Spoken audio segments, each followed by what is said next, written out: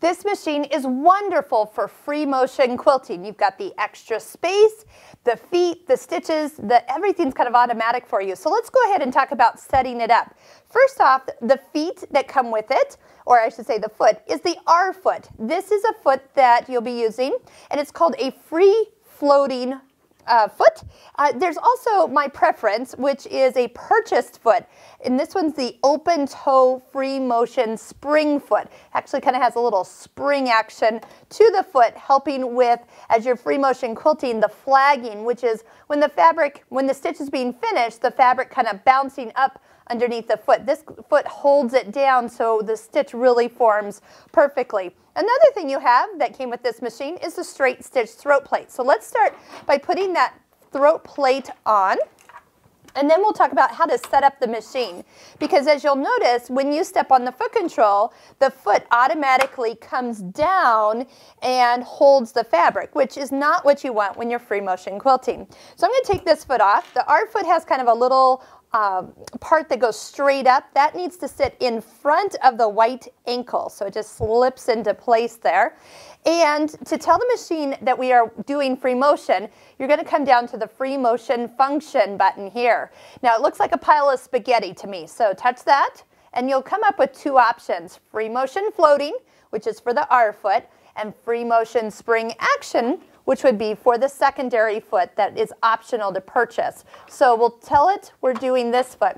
The feed dog's automatically lower when you're in this mode. And now when I go to step on the foot control, the foot doesn't come smashing down on my fabric. It'll come down partial, engage the tensions, and then allow me to free motion quilt. So as we stitch, we'll just go ahead and take a few stitches here.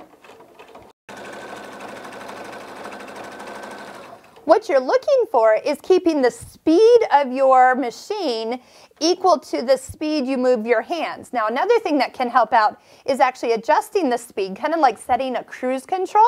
And then that way you can kind of get used to, like if you set it at half speed, you can kind of get used to what that speed is, and they match your hands to get nice, even stitches. When you're done, just go ahead and let it take a few locking stitches all in one place, and then you can use the thread cutter to stitch. Now, what we're going to look at is tension. So as we take a look through our stitches, we want to have the same look on the front as we do on the back. Actually, not too bad there, but sometimes when you have two different colors of thread in your machine, different threads in the needle that is then in the bobbin, you might see a little difference. So adjusting your tension up or down might be key to get the perfect result. So when we go to the spring action foot and it's open toe, so you can see where you're going, we're going to take our screwdriver and remove the ankle from the machine. And this new foot will actually screw on. And then of course, we'll want to tell the machine we're switching feet. So touch the free motion function, touch free motion spring action, and touch OK. So we'll put the foot on. There's really only one way to get the foot on.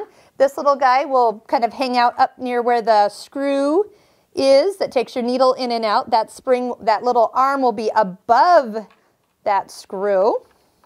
Like I said, there's really only one way it fits on, and then the foot will line up right where the needle is. There's even little red lines on here to kind of crosshair where that needle's going to come down in that open area. Give it a little tighten, know we're there, and we're ready to stitch. So we've changed it on screen. Now we can go ahead and just start to sew.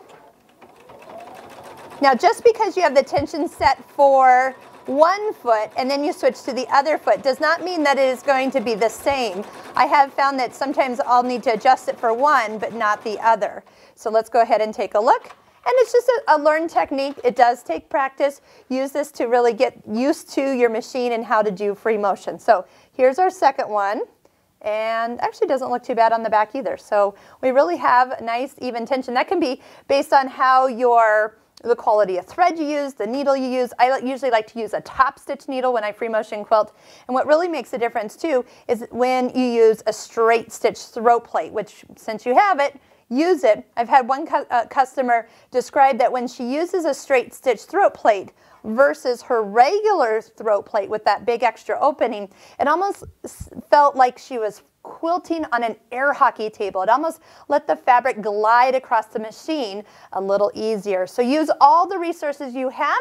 Make sure when you're done, you touch the function to turn off the foot that you put on, and then you can switch back to regular sewing.